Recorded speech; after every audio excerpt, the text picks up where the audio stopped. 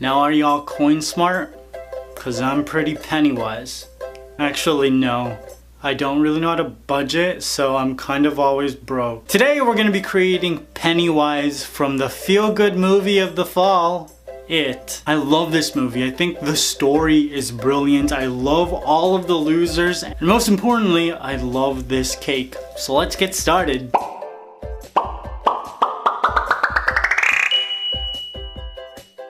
So the first thing I did was bake a cake in a 9 by 9 inch square cake pan. And I baked a red velvet cake because blood. That's why. Now I just cut it into 2 equal layers with my cake leveler. And then I filled the middle in with some vanilla buttercream. This pastry bag is huge. It is so big. I just made a whole bunch of buttercream, that's why. I just spread it out with my offset spatula and then added the second layer. Now I didn't flatten the top of this out because I'm going to be carving a 3D shape, and I thought that this cake hump would probably help me with that. Now I printed out the shape of Pennywise's head, I placed it onto my cake, and then I cut it out with my IKEA knife. $1.50, you guys. It's red and it cuts cake super well. You guys always ask me, so I thought I'd say that again. Remove the excess, revealing my beautiful Pennywise shape, and then placed it onto my cake stand.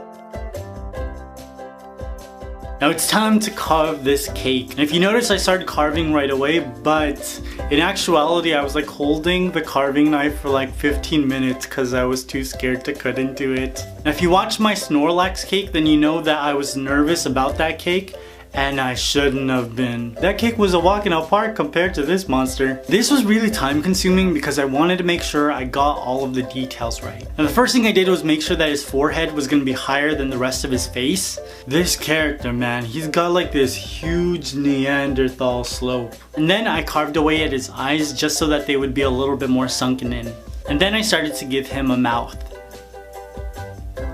After that, I just started to designate the area of his big old head.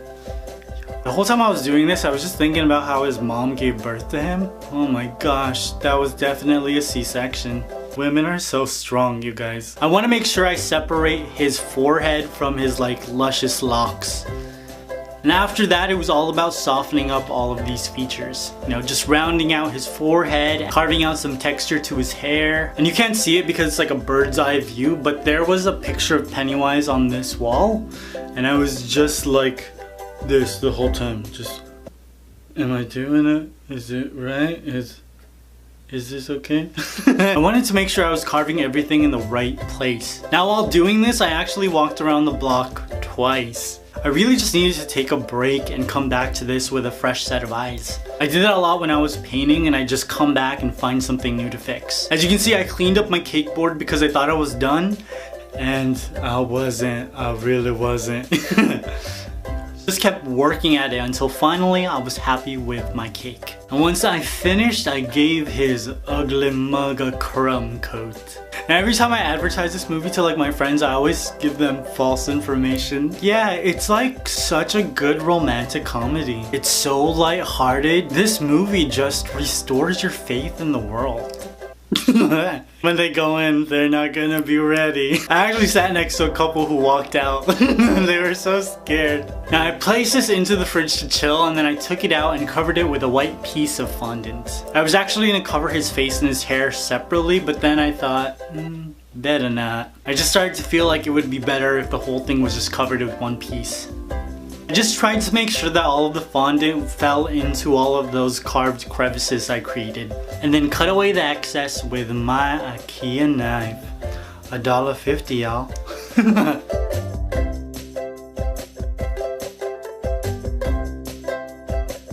Then I said a prayer, got my fondant tools, and started to work on sculpting his face. So first I just tried to make sure that his Neanderthal brow was just on point. And then I had to kind of define his nose. So I was just pushing fondant together to sort of give him a bridge. And then I created some nostrils. Now the hardest part about this was I only had a picture, and so I was taking this 2D image, concentrating on the shadows and seeing how that shadow would actually appear as a 3D sculpted whatever this is. I just used a whole bunch of fondant tools to create all the different indentations, the smile lines. I really wanted to make sure I got that pointed smile right.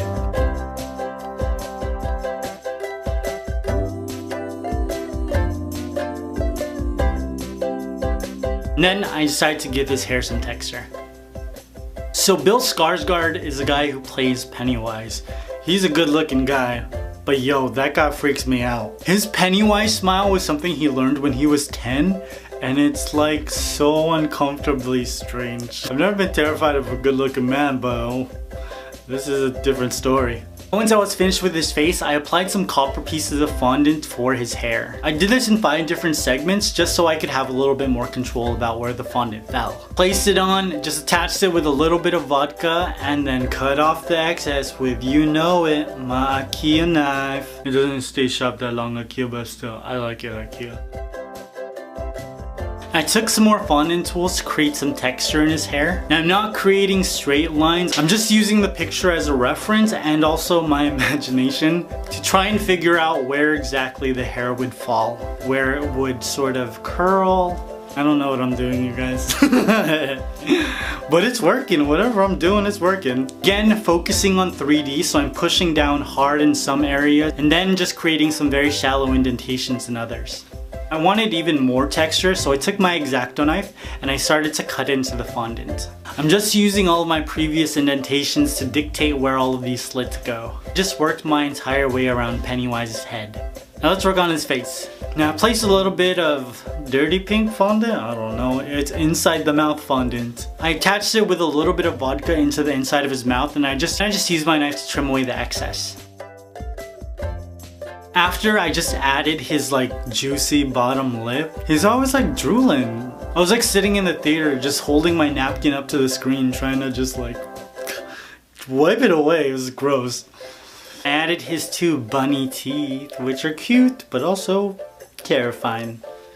At this point in the cake, I was like, I don't know if this is gonna work out. And then I thought like maybe I should just like scrap it, you know, and pretend that I never even had this idea. But I already posted pictures in the community tab and on Instagram, so I was like, there's no going back. I gotta just commit. So commit I did. And I'm really glad because this looks really cool. All of the fondant work was done. I've just gotta focus on the paint job. And first, I'm actually gonna start with a little bit of contouring. Mix some white and some black luster dust to become this dark gray.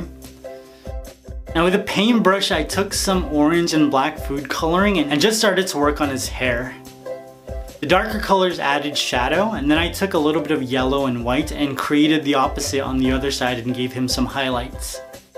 And I used a little bit of copper food coloring just to blend the copper fondant into his head so it actually looked like hair follicles. At this point, my confidence was growing, you guys. I took another paintbrush and using some black food coloring, I just filled in his eyes. I'm using a Q-tip and some luster dust just to soften up the black around his eyes. It's looking good, it's looking really, really good. Now with some red food coloring, I gave some definition and color to his upper and his lower lip. And then I created his signature clown makeup.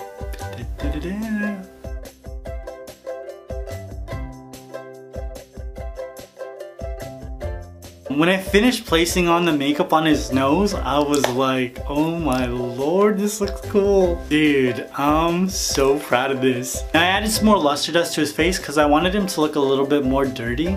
This guy's a sewer rat. Once I was happy with his makeup, I added his fondant eyes. I used yellow, orange, and black to create his pupil. It took a lot of time, but I really needed to make sure that these looked realistic.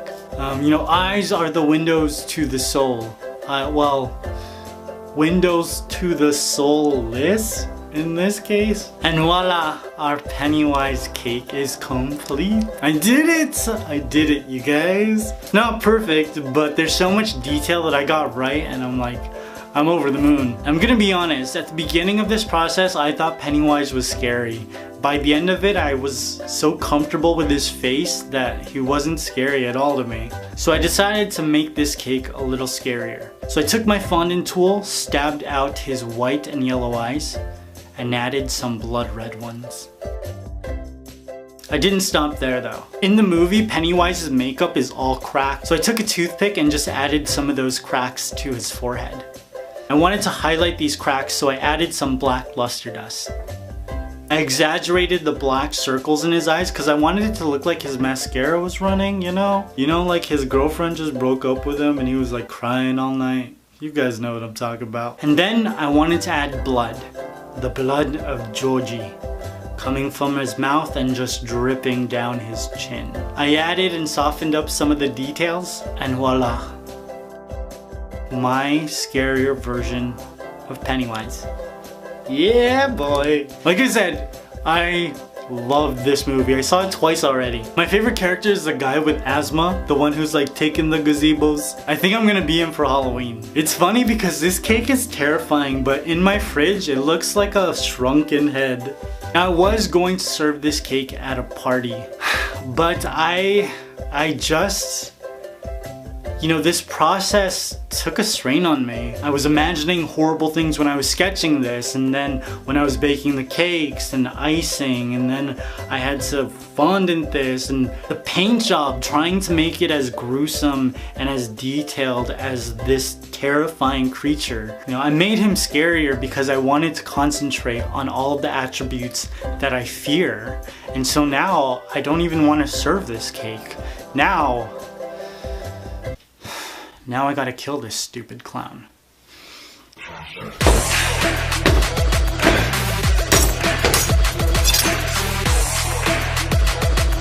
Kill it with fire! Kill it with fire!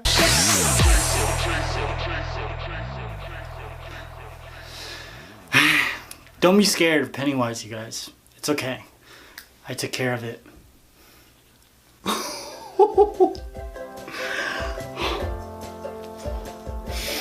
I hate flying it. I don't like the way it tastes. Oh! I'm gonna put you down, good sir. Now I'm curious, have you seen it? Did you build enough courage to see it? Are you currently trying to build courage to see it? You need to go see it, you guys. It's like the feel-good romantic comedy of the fall. It's like the animated film of our generation. It's rated G for good times. General audience?